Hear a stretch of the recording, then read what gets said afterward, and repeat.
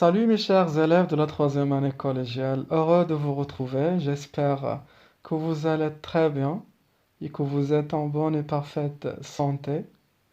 Heureux de vous présenter la dernière leçon de ce deuxième semestre intitulée L'énergie électrique. Vous prenez les cahiers de cours bien sûr et vous écrivez le titre avec le rouge, l'énergie électrique. Les prérequis dont on a besoin pour mieux comprendre la leçon, la tension électrique U et l'intensité du courant électrique I, l'utilisation d'appareils de mesure, le voltmètre, l'ampèremètre, le compteur, la résistivité électrique, loi d'Ohm, puissance électrique, courant continu DC et courant alternatif sinusoïdal AC. Les objectifs à réaliser: connaître l'énergie électrique et ses unités légales joule et usuelles wattheure et kilowattheure, connaître et appliquer la relation E égale à P fois T, déterminer l'énergie électrique transformée en chaleur par un appareil de chauffage, connaître le rôle d'un compteur électrique dans une installation domestique, déterminer l'énergie électrique consommée dans une installation domestique à partir d'un facteur d'électricité ou à partir des données d'un compteur électrique. La situation problème que je vous propose: lorsque vous utilisez des lampes ayant des puissances électriques nominales différentes sous la même tension, leurs éclats sont différents. L'énergie que chacune a consommée pendant la même période sera-t-elle différente? Comment est-elle calculée cette énergie électrique? Quelle est la relation, ou bien sa relation avec la puissance électrique et la durée de fonctionnement?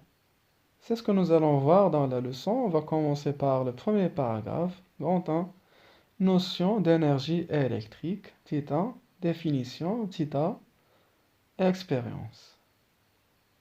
On branche une lampe de 75 watts à une prise de courant reliée à un compteur électrique. Puis on ajoute un ampèremètre et un voltmètre entre les bornes de la lampe. Ensuite, on mesure à l'aide d'un chronomètre le temps de fonctionnement de la lampe. Voilà. Et on remplit le tableau. On va utiliser une deuxième lampe de puissance 150 watts. D'accord? Donc, à l'aide de l'ampèremètre, on mesure l'intensité I. Le voltmètre mesure U. D'accord? Le chrono mesure la durée. Et le compteur mesure l'énergie électrique, E. D'accord? Et vous allez calculer le produit P fois T ou bien U fois I fois T. Comme vous savez, P égale le produit U fois I, on remplace P par U fois I.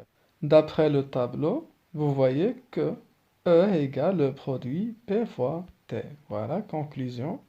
L'énergie électrique E utilisée par un appareil est égale au produit de la puissance électrique P reçue par l'appareil par la durée T de son fonctionnement. E égale à P fois T, avec E c'est l'énergie électrique exprimée en joules, P c'est la puissance électrique exprimée en watts, et T c'est la durée de fonctionnement exprimée en secondes S. Les unités d'énergie électrique. On commence par le joule. L'unité d'énergie dans le système international est le joule, de symbole J.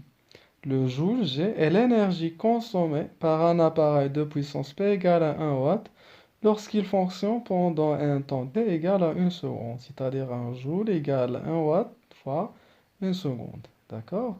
Deuxième unité, c'est wattheure, puisque 1 wattheure égale 3600 joules. Kilowattheure aussi, 1 kilowattheure égale 1000 wattheure égale 3 600 000 joules.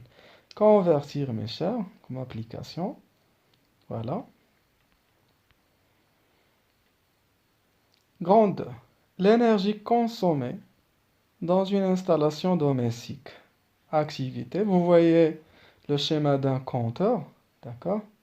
Les composants de ce compteur sont l'encadrant qui indique l'énergie électrique en kilowattheure. Regardez l'unité utilisée, mesurée par le compteur, c'est kilowattheure. Donc le compteur mesure l'énergie électrique en kilowattheure.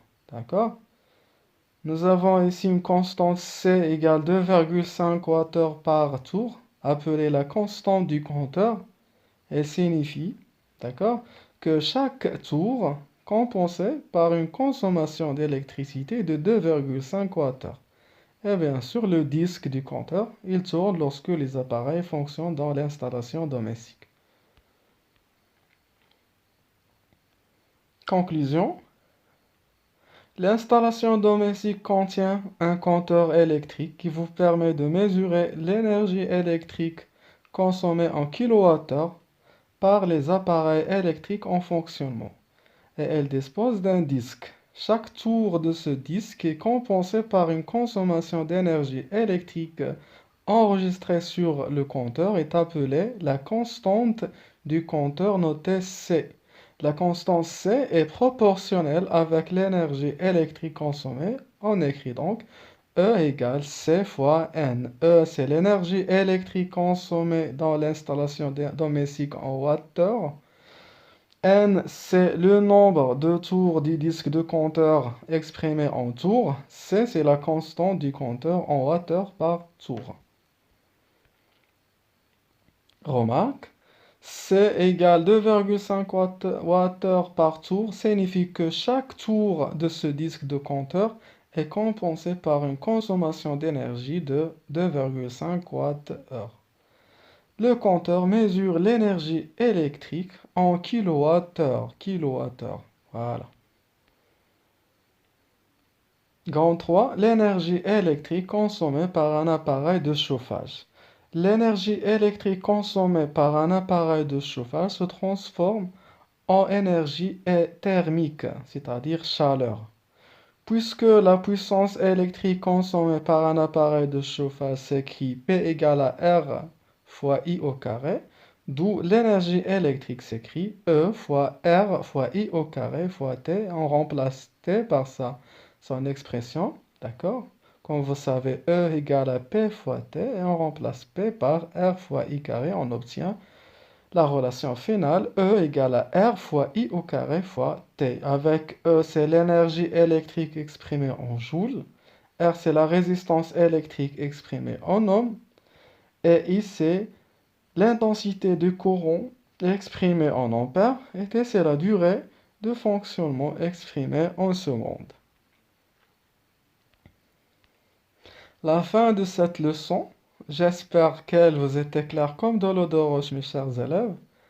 Prenez soin de vous. À très bientôt.